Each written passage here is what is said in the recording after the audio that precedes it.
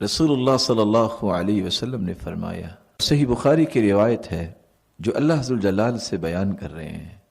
اذنب عبد ذنبا،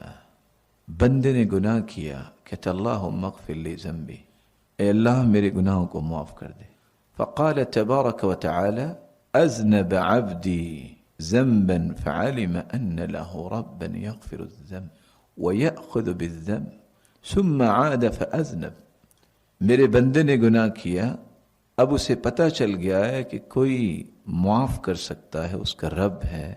جو گناہ کو معاف بھی کر سکتا ہے اور عذاب بھی دے سکتا ہے، پھر گناہ کرتا ہے، پھر کہتا ہے اے رب اغفر لی ذنبی، اللہ میرے گناہ کو معاف کر دے۔ فقال تبارک وتعالی، تو اللہ ذوالجلال فرماتے ہیں عبدی اذنب ذنبا فعلم ان له ربا يغفر الذنب ويأخذ بالذنب، میرے بندے کو پتہ چل گیا ہے کہ اس کا کوئی رب ہے جو گناہوں کو معاف بھی کر سکتا ہے اور عذاب بھی دے سکتا ہے۔ ثم عاد فاذنب،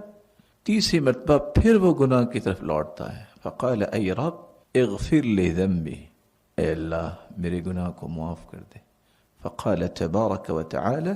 اذنب عبدی ذنبا فعلم ان له ربا يغفر الذنب ويأخذ بالذنب، میرے بندے کو یہ احساس ہو گیا ہے کہ اس کا کوئی رب ہے جو معاف کرنے والا ہے، جو عذاب بھی دے سکتا ہے۔ اعمل ما شئت فقد غفرت لک، اللہ فرماتے ہیں میرے بندے جو بھی تو نے عمل کیا، تو نے چونکہ توبہ کر لی،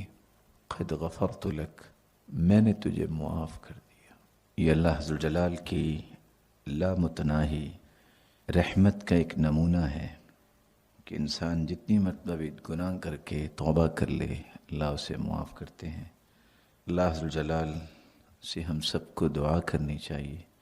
کہ اللہ ہمیں تیری رحمت کی امید ہے، اور ہم اقرار اور اعتراف کرتے ہیں کہ خطائیں ہم سے ہوتی ہیں، تو اپنی رحمت سے ہمیں معاف فرما دے۔